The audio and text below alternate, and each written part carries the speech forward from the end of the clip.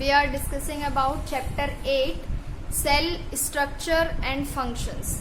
इस चैप्टर में हम सेल के बारे में पढ़ रहे हैं। सबसे पहले cell smallest structural and functional unit है किसी भी लिविंग ऑर्गेनिज्म की। सेल थ्योरी हम कंप्लीट कर चुके हैं। यूनिसेल्युलर ऑर्गेनिज्म आप जानते हैं, those having single cell to perform all the functions in the body, and multicellular organism those having millions of cell to perform functions in the body. इसके बाद level of organisation हमने पढ़ा है। Sales tissue form करते हैं, tissues organs, then organ system and then complete एक organism form होता है। इसके बाद shape, size, types of cell, prokaryotic, eukaryotic, सब कुछ हम पढ़ चुके हैं। प्रीवियस वीडियो में हमने प्लांट सेल और एनिमल सेल स्टार्ट किया था, जिसका विद डायग्राम हमने कंप्लीट एक्सप्लेनेशन पढ़ा है। लेकिन हम ईच पार्ट का अलग अलग एक्सप्लेनेशन पढ़ रहे हैं, जिसमें हम सेल मेम्ब्रेन पढ़ चुके हैं। सेल मेम्ब्रेन एक तरह की मेम्ब्रेन मीन एक शीट होती है जो डिफरेंशिएट करती है, सेपरेट करती है सेल को, सेल के इंटरनल पार्ट को एक्सटर्नल पार्ट से, या फिर इंटरनल पार्ट्स को भी आपस में सेपरेट करके रखती है सेल मेम्ब्रेन। मेम्ब्रेन वर्ड का मीनिंग ही किसी भी चीज को सेपरेट करने के लिए यूज में आने वाली शीट है। चाहे वो न्यूक्लियर मेम्ब्रेन हो, दैट मीन वो न्यूक्लियस को प्रोटेक्ट कर रही है। इसके बाद जो मेम्ब्रेन होती है वो, क्योंकि एक शीट होती है बहुत थिन, तो वो बहुत सॉफ्ट होती है, इजीली उसे हर्ट किया जा सकता है। दैट्स वाई प्लांट्स जो होते हैं वो हार्ड होते हैं, तो इसके ऊपर एक सेल वॉल भी होती है जो बहुत रिजिड होती है। तो सेल वॉल हमने कंप्लीट पढ़ा था। साइटोप्लाज्म हमने पढ़ा था। किसी भी सेल में जो ब्लैंक स्पेस होता है उसमें jelly like substance, jelly like fluid filled होता है, तो इस फ्लूइड को साइटोप्लाज्म बोलते हैं। इसके बाद नेक्स्ट हमने पढ़ा था सेल ऑर्गेनेल्स। सेल ऑर्गेनेल्स होता है कोई भी स्ट्रक्चरल और फंक्शनल यूनिट होती है जो कोई भी फंक्शन परफॉर्म करती है, तो वो तो होता है हमारी बॉडी का एक ऑर्गन। और उसी तरीके से जो सेल की स्ट्रक्चरल और फंक्शनल यूनिट है, दैट इज एक ऑर्गेनेल। तो ऑर्गेनेल्स होते हैं nucleus, chromosome, mitochondria, Golgi apparatus, lysosome, ये सारे सेल ऑर्गेनेल्स हैं। जिसमें से कल हमने माइटोकॉन्ड्रिया हम पढ़ चुके थे। माइटोकॉन्ड्रिया ओवल शेप्ड का होता है और इसको power house of the cell बोलते हैं, क्योंकि ये एनर्जी देता है सेल को। वकल हम पढ़ चुके हैं। वकल एक ब्लैंक स्पेस है जिसमें वेस्ट मटेरियल स्टोर किया जाता है। तो वेस्ट मटेरियल स्टोर किया जाता है। प्लांट्स में ये वकल जो होते हैं ये बड़े होते हैं, दैट्स वाई एक वकल इनफ होता है। लेकिन एनिमल्स में ये वकल बहुत छोटे छोटे होते हैं, दैट्स वाई एनिमल सेल्स में वकल्स बहुत सारे होते हैं। गोल्गी अपैरेटस हम पढ़ चुके थे। एक ट्यूब लाइक स्ट्रक्चर होती है जो स्टोर करती है सभी प्रोटीन्स को, हार्मोन्स को, एंजाइम्स को, और टाइम आने पर रिलीज करती है। तो गोल्गी अपैरेटस तक हम ये चैप्टर कंप्लीट कर चुके थे। बीच में जो रह गया है दैट इज न्यूक्लियस, जो सबसे मेन पॉइंट है। बोर्ड पर आप डायग्राम देख सकते हैं स्ट्रक्चर ऑफ न्यूक्लियस, जो आपकी बुक में भी है पेज नंबर 94 पर। न्यूक्लियस टॉपिक स्टार्ट करते हैं। सबसे पहले जैसे हमारी बॉडी में जो ब्रेन होता है, दैट्स वाई जो सेल का ब्रेन होता है वो न्यूक्लियस होता है। जो लिविंग थिंग्स जिसको हम बोलते हैं, जो काम करती रहती है, दैट इज न्यूक्लियस। तो the nucleus acts as the control centre और brain of the cell. It is spherical in shape में स्पेरिकल होती है, राउंड नहीं होती है, and is generally present in centre of the cell. Mostly nucleus किसी भी सेल के सेंटर में ही आपको मिलेगा। Nucleus was discovered by Robert Brown. Robert Brown थे, एक स्कॉटिश बॉटनिस्ट थे, जिन्होंने 1831 में ये न्यूक्लियस को डिस्कवर किया था। The boundary of the nucleus is called nuclear membrane. अब मैंने बता दिया किसी भी चीज को प्रोटेक्ट करने के लिए जो शीट लगाई जाएगी दैट इज मेम्ब्रेन। तो न्यूक्लियर मेम्ब्रेन न्यूक्लियस को प्रोटेक्ट करने के लिए लगाई जाती है। The nuclear membrane is porous. Porous mean होता है कि टाइम टू टाइम ये उनकी ओपनिंग क्लोजिंग होती रहती है, जैसे जैसे नीडेड होता है उस तरीके से। The nucleus is filled with a jelly-like liquid called nucleoplasm. अब ये जो हमने jelly-like पढ़ा था that is cytoplasm. न्यूक्लियस के अंदर जो jelly-like fluid होता है उसे बोलते हैं न्यूक्लियोप्लाज्म। इसके बाद है the red blood cells do not have nucleus। ये आपको याद रखना है कि आरबीसी जो होती है हमारी बॉडी में, वहां उनके पास न्यूक्लियस नहीं होता है। Some other cells also do not have nucleus। In these cells, nucleoplasm and other organelles like chromosomes are dispersed in the cytoplasm itself. तो अभी हमने प्रोकैरियोटिक एंड यूकैरियोटिक पढ़ा था. प्रोकैरियोटिक में हमने पढ़ा था कि कोई भी अगर डेफिनेट न्यूक्लियस नहीं होगा तो वहां पर प्रोकैरियोटिक सेल बोलते हैं उन्हें, और जिनमें न्यूक्लियोप्लाज्म और जितने भी अदर चीजें हैं ये आपस में घुल मिल जाती हैं, क्योंकि यहाँ कोई सेपरेशन नहीं होता है किसी भी तरीके का. इसके बाद है the nucleus contains the genetic material of the cell in the form of chromosomes. The DNA and the protein are organized in a cell to form chromosomes. जो न्यूक्लियस है उसी के अंदर ही जेनेटिक मटेरियल होता है, जिसे हम डीएनए भी बोलते हैं, क्रोमोसोम्स बोलते हैं, ये सब न्यूक्लियस में ही होता है. The DNA and proteins are organized in a cell. एक सेल में ये ऑर्गेनाइज होते हैं. The DNA is present in chromosomes. DNA chromosomes के अंदर होते हैं in the form of coil. These coils contain many genes. तो जो जीन होते हैं वो इनके क्रोमोसोम्स के अंदर होते हैं, कॉइल के अंदर होते हैं. Genes are the small points present on chromosomes. Chromosomes पर छोटे छोटे पॉइंट्स होते हैं जिन्हें हम जीन्स बोलते हैं. The genes control on the function of a cell. तो सेल का जो फंक्शन सबसे ज्यादा कंट्रोल करता है वो जीन होते हैं. मैं अगेन बता देती हूँ, क्रोमोसोम्स के अंदर होते हैं डीएनए और क्रोमोसोम्स के ऊपर होते हैं jeans. Hence, nucleus is also called the control center of the cell. That's why nucleus को एक complete control center बोलते हैं सेल का. Genes are also the unit of inheritance in living organism. तो सबसे पहले जो जीन्स हैं, जो सबसे मेन रोल है लिविंग ऑर्गेनिजम्स में, they transfer characteristics from parents to offspring. जो रिप्रोडक्शन की प्रोसेस होती है, रिप्रोडक्शन मीन होता है कि एवरी लिविंग बीइंग, कोई भी लिविंग थिंग हो, वो अपने ही तरीके के नए लिविंग बीइंग्स को बर्थ देता है, जन्म देता है. तो जो उसके पेरेंट के कैरेक्टरिस्टिक्स हैं वो उसके आगे की जनरेशन में ट्रांसफर होता है, वो थ्रू जीन्स ट्रांसफर होते हैं. इसके बाद है they transfer characteristics from parents to offspring. Sometimes different combination of genes from parents may result in new features in the offspring. So chromosomes are also called hereditary vehicles. The chromosomes can be seen in cell only when the cell divides. इसमें ये जो chapter में ये जो nucleus topic दिया गया है, अब ये जो डायग्राम है इसका टॉपिक में कहीं भी एक्सप्लेनेशन नहीं है. दैट्स वाई ये टॉपिक इतना इम्पोर्टेंट नहीं है. ये डायग्राम आप मत याद रखना, अगर उसमें होगा एक्सरसाइज में तो आप बना सकते हैं, अदरवाइज इसका कोई वर्क नहीं है. डीएनए, क्रोमोसोम्स, ये सब आप नेक्स्ट क्लासेस में, हायर क्लासेस में जब आप डिटेल से पढ़ेंगे, जब आपको ये अच्छे से समझ में आ सकता है. अभी इसमें आधा अधूरा दिया है, दैट्स वाई आपको इतना समझ में नहीं आएगा. न्यूक्लियस का जो ऊपर वाला पार्ट है आपको सिर्फ इतना ही याद रख लेना. न्यूक्लियस एक कंट्रोल सेंटर होता है, ब्रेन होता है, स्पेरिकल होता है शेप में. रॉबर्ट ब्राउन ने इसको डिस्कवर किया था 1831 में. और क्या क्या होता है, रेड ब्लड सेल्स में न्यूक्लियस नहीं होता है. ये सब टॉपिक आप इसमें याद रख सकते हैं. नीचे वाला पैराग्राफ आप अभी छोड़ देंगे, हायर क्लासेस में जब आप डिटेल में पढ़ेंगे, जब आपको ये समझ में आएगा. इसके बाद है नेक्स्ट एक्स्ट्रा माइल है. The existence of hereditary units in cell was discovered by George Johann Mendel in 1864. ये जो हेरिडिटरी यूनिट्स का जो एक्सिस्टेंस है ये इन्होंने डिस्कवर किया था. He is titled as the founder of science of genetics. इसे जेनेटिक्स का फाउंडर भी बोला गया है. इन 1909 विल्हेम जॉनसन एक डेनिश बॉटनिस्ट थे, name these hereditary units as genes. तो जीन जो नेम दिया था वो दानिश बॉटनिस्ट थे, इन्होंने दिया था, विल्हेम जॉनसन ने. इसके बाद जो नेक्स्ट टॉपिक स्टार्ट करते हैं that is protoplasm. The entire living content of a cell.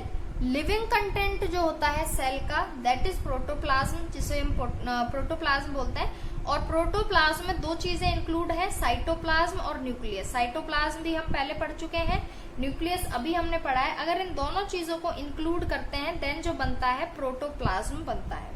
It is called the living substance of the cell. तो सेल का लिविंग सब्सटेंस, अभी मैंने न्यूक्लियस भी बताया था लिविंग सब्सटेंस है, और साइटोप्लाज्म है वहां हमने पढ़ा था मूवमेंट करता है वो, jelly like structure.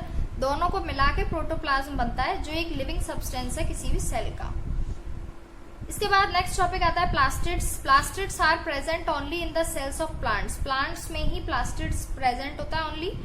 Plastids are special pigments which are responsible for colour related characteristics of plants. Plants का जो कलर होता है वो प्लास्टिड्स की वजह से ही होता है। प्लांट्स में जो अलग अलग पार्ट्स हैं उनके अलग अलग कलर हैं, तो वो प्लास्टिड्स की वजह से ही रिस्पॉन्सिबल प्लास्टिड्स है उसके लिए। तो टाइप्स हैं प्लास्टिड्स के 3, chloroplast, chromoplast and leucoplast. Chloroplast आप सभी ने पढ़ा है, ग्रीन कलर का सब्सटेंस होता है और फोटोसिंथेसिस में यूज में आता है। प्लांट्स का जो ग्रीन कलर होता है लीव्स का, वो क्लोरोप्लास्ट की वजह से होता है। क्रोमोप्लास्ट और ल्यूकोप्लास्ट अभी हम न्यू पढ़ेंगे। Chloroplast is green in colour and is needed for carrying out photosynthesis by leaves of green plants. और क्रोमोप्लास्ट होता है जो फ्लावर्स का कलर होता है, अलग अलग फ्लावर का, अलग अलग फ्रूट का अलग अलग कलर होता है, दैट इज क्रोमोप्लास्ट रिस्पॉन्सिबल है जिसके लिए। एंड ल्यूकोप्लास्ट कलरलेस होता है जो प्लांट की सेल में होता है और स्टोरेज करता है फूड का। तो chromoplast is responsible for giving colour to flowers and fruits of the plants and leucoplast are colourless. These are present in the cells of the plant which are responsible for the storage of the food। Storage of food के लिए leucoplast काम में आता है। Mitochondria हम पढ़ चुके हैं। नाउ पेज नंबर 95 वकल हम पढ़ चुके हैं, गोल्गी अपैरेटस हम पढ़ चुके हैं। Next is lysosome. Lysosomes are made up of digestive enzymes. Lysosome जो बनते हैं, जो एंजाइम्स डाइजेस्टिव हो जाते हैं, डाइजेशन हो जाता है जिन एंजाइम्स का, उससे मिलकर लाइसोसोम्स बनते हैं। So they help in digestion of various components absorb by the cell. Digestion में लाइसोसोम हेल्प करते हैं। These organelles also help in protection of cell. Cell की प्रोटेक्शन में भी वर्क करते हैं। They can burst themselves to kill any foreign substance that is trying to enter the cell. Foreign substance mean वही जो cell में कोई बाहर का एंट्री करने की कोशिश करता है जिसका नीड नहीं है, उसको किल करते हैं ये। So they are also called suicidal bags. Suicidal bags भी बोला जाता है, that's why name. In some cells, these organelles also burst themselves when the cells get infected to prevent spread of infection। infection जो spread होता है उसको बचाता है ये lysosomes। They are sac-like structures that destroy old cells। Diagram में दिया हुआ है sac-like structure होती है इनकी, जो क्या करते हैं, ये डिस्ट्रॉय करता है मोस्टली चीजों को, दैट्स वाई इन्हें सुसाइडल बैग्स बोला जाता है। सेंट्रोसोम टॉपिक पर आता है। सेंट्रोसोम ओनली एनिमल सेल्स में ही प्रेजेंट होता है। The main function of centrosome is to regulate cell division, reproduction. जो चैप्टर आप 10th में कंप्लीट चैप्टर पढ़ेंगे वहां हम पढ़ेंगे सेंट्रोसोम सबसे ज्यादा काम होता है रिप्रोडक्शन में। Reproduction is the process where living beings reproduce new generation of their own kind. किसी भी अपनी तरह की एक न्यू जनरेशन को बर्थ देना, इस प्रोसेस को रिप्रोडक्शन बोलते हैं, जिसमें सेंट्रोसोम सबसे ज्यादा काम में आता है एनिमल्स में। इसके बाद है cell inclusion, the non living component of a cell. अभी हमने लिविंग कंपोनेंट भी पढ़े हैं, लेकिन जो नॉन लिविंग कंपोनेंट होते हैं सेल के, उन्हें सेल इंक्लूजन बोलते हैं, जिसमें क्या क्या आता है, वाटर, मिनरल्स, सॉल्ट आते हैं, sugar and all protein etcetera, ये सब सेल इंक्लूजन्स होते हैं। नाउ यहाँ पर अपना plant cell and animal cell complete explanation complete होता है। एंड में कंपैरिजन है प्लांट सेल का एंड एनिमल सेल का। Both plant and animal cells have nucleus. Plant और एनिमल सेल दोनों में ही न्यूक्लियस पढ़ते हैं हम। सेल मेम्ब्रेन भी होता है, न्यूक्लियर मेम्ब्रेन, ये हम मोस्टली पढ़ते हैं प्लांट सेल्स में भी एंड एनिमल सेल्स में भी। Mostly plant cells are larger than animal cells. Plant cells बड़े होते हैं एनिमल सेल्स से। तो कुछ डिफरेंस है जो हम पढ़ेंगे, टेबल है पेज नंबर 95 पर। प्लांट सेल क्या है? A plant cell has a rigid non living cell wall. अभी मैंने बताया है सेल मेम्ब्रेन को प्रोटेक्ट करने के लिए प्लांट में एक रिजिड सेल वॉल होती है, वेयर एज एनिमल सेल में सेल वॉल नहीं होती है। There is no cell wall in an animal cell. Plant cell का सेकंड है, इट कंटेन्स प्लास्टिड। प्लास्टिड अभी हमने पढ़ा है, जिसमें क्लोरोप्लास्ट, क्रोमोप्लास्ट, ल्यूकोप्लास्ट हमने पढ़ा है, जो कलर देता है फ्रूट्स को, फ्लावर्स को, लीव्स को। तो वो सिर्फ प्लांट सेल में ही होंगे, प्लास्टिड्स एनिमल सेल में नहीं होंगे कलर्स के लिए। And plant cell centrosome is absent. अभी हमने पढ़ा है सेंट्रोसोम रिप्रोडक्शन की जो प्रोसेस होती है एनिमल्स में, वो सेंट्रोसोम की वजह से होती है। दैट्स वाई प्लांट सेल में सेंट्रोसोम नहीं होते हैं और एनिमल सेल में centrosome is present near the nucleus, nucleus के पास होते हैं सेंट्रोसोम। इसके बाद है plant cell has dictyosomes and animal cell has Golgi bodies. Golgi apparatus जो होता है वो एनिमल सेल में होता है और उसी के जैसा ही डिक्टोसोम प्लांट सेल में प्रेजेंट होता है। फिफ्थ है lysosome are absent in plant cells. Lysosome जो अभी हमने पढ़ा है, सुसाइडल बैग्स जिनको भी बोलते हैं, वो प्लांट सेल्स में नहीं होते हैं और एनिमल सेल में प्रेजेंट होते हैं। और last point is a plant cell contains large and central vacuole. Vacuole के टाइम पे हमने पढ़ा था जिसमें वेस्ट मटेरियल स्टोर होता है, तो प्लांट सेल के लिए लार्ज और सेंट्रल वकल होते हैं, बड़ा होता है, दैट्स वाई एक ही वकल नीडेड है। और एनिमल सेल में they are small and few in member, छोटे होते हैं, दैट्स वाई थोड़े ज्यादा चाहिए होते हैं एनिमल सेल में वकल जो वेस्ट मटेरियल को स्टोर करते हैं। यहाँ पर हमारा ये चैप्टर है जो कंप्लीट होता है। रीड एंड रिकॉल क्या है? Cell is the basic structure and functional unit present in all living things. हम पढ़ चुके हैं जितनी भी लिविंग थिंग्स है सबकी जो बेसिक स्ट्रक्चर और फंक्शनल यूनिट है that is cell. Cells form tissue, tissue forms organ, organs form organ system, and organ systems form organism. Organism can be classified unicellular, multicellular, बता चुकी हूँ मैं वीडियो की स्टार्टिंग में ही। The shape and size of the cell is closely related to the function performed by the cell. ये कह रहा है शेप और साइज सेल का उसकी बॉडी के शेप और साइज से कोई रिलेशन नहीं है, फंक्शन से रिलेशन है। Cell can be categorized as prokaryotic and eukaryotic cells. The basic structure of all cells is same. All cells consist of cell membrane, cytoplasm and cell organelles. ये जो common है plant cell में और animal cells में वो यही है, cell membrane, nucleus, cytoplasm, cell organelles, ये कॉमन है। सेल मेम्ब्रेन का क्या वर्क है? ये give shape to the cell, cell को जो शेप देती है वो सेल मेम्ब्रेन देती है। और जो सेल वॉल है वो only present in the plant cells और क्या देते हैं? रिजिडिटी देती है किसी भी सेल को। और साइटोप्लाज्म क्या करता है? Synthesise proteins. एंड न्यूक्लियस क्या है? Brain of the cell. Brain of the cell क्या होता है? न्यूक्लियस होता है, आपको याद रखना है। न्यू वर्ड सेल, बार बार यही लाइन रिपीट हो रही है कि स्ट्रक्चरल एंड फंक्शनल यूनिट है, सेल है जो ऑल लिविंग थिंग्स में प्रेजेंट होती है। टिश्यू क्या है? एक group of cells. Cell membrane क्या है? एक बाउंड्री है, एक शीट है जो सेपरेट करती है इंटरनल पार्ट्स को एक्सटर्नल एनवायरनमेंट से। सेल वॉल क्या है? एक एडिशनल रिजिड बाउंड्री है प्लांट सेल पर, क्योंकि सेल मेम्ब्रेन बहुत सॉफ्ट होता है, दैट वाई जो सेल वॉल लगाई जाती है। साइटोप्लाज्म एक जेली लाइक फ्लूइड है जो सेल में फिल्ड होता है। साइक्लोसिस होता है, जो साइटोप्लाज्म होता है वो सेल के अंदर मूवमेंट करता रहता है, तो इस मूवमेंट को साइक्लोसिस बोलते हैं। ऑर्गेनेल क्या है? ऑर्गेनेल मीनिंग होता है कि साइटोप्लाज्म अभी हमने पढ़ा है एक फ्लूइड है, इसमें जो फ्लोट करते हैं सारे लिविंग स्ट्रक्चर सेल के अंदर वाले, उन्हें ऑर्गेनेल्स बोलते हैं। न्यूक्लियस क्या है? एक कंट्रोल सेंटर है किसी भी सेल का, एक ब्रेन है सेल का। न्यूक्लियोप्लाज्म, साइटोप्लाज्म होता है सेल के अंदर का लिक्विड और न्यूक्लियस के अंदर का लिक्विड न्यूक्लियोप्लाज्म। इसके बाद जीन्स पॉइंट्स होते हैं कुछ क्रोमोसोम्स के ऊपर जो रिप्रोडक्शन की प्रोसेस में काम आते हैं, जिसमें से कैरेक्टरिस्टिक्स ऑफ पेरेंट अपने न्यू जनरेशन के कैरेक्टरिस्टिक्स को ट्रांसफर करते हैं। तो small points present on chromosome responsible for one characteristics of an individual. Prokaryotic cell क्या होता है? Cells which do not have a definite nucleus. ऐसे सेल जिनमें न्यूक्लियस जो होता है वो डेफिनेट नहीं होता है, कोई भी सेपरेशन नहीं होता है, दैट्स वाई जितने भी सेल के अंदर की जितनी भी चीजें हैं ये आपस में घुली मुली रहती हैं। इसके बाद eukaryotic cell, cell which have a definite nucleus, एक डेफिनेट न्यूक्लियस होगा, पर्टिकुलर एक सेपरेशन होता है सब चीजों का, दैट इज यूकैरियोटिक सेल। तो यहाँ पर हम कंप्लीट कर चुके हैं अपना chapter 8 cell structure and functions. 2 chapter हम केमिस्ट्री के कर चुके हैं, 2 चैप्टर हम फिजिक्स के कर चुके हैं। फर्स्ट चैप्टर हमने बायो का कंप्लीट किया है। आपको एक्सरसाइज की मिलेगी नेक्स्ट वीडियो, लेकिन उससे पहले आपको इस चैप्टर के नोट्स बनाने हैं और ये जो एक्सरसाइज है ये सॉल्व करने की प्रैक्टिस करनी है।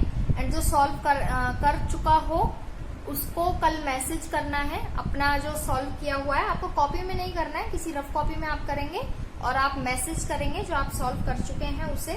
देन हम चैप्टर 9 स्टार्ट करेंगे, जो भी हमने रिप्रोडक्शन अभी टॉपिक हमने पढ़ा है उसका एक कंप्लीट चैप्टर है, reproduction in animals. May be इसके बाद रिप्रोडक्शन इन आगे होगा, हाँ रिप्रोडक्शन इन एनिमल्स हम पहले पढ़ेंगे।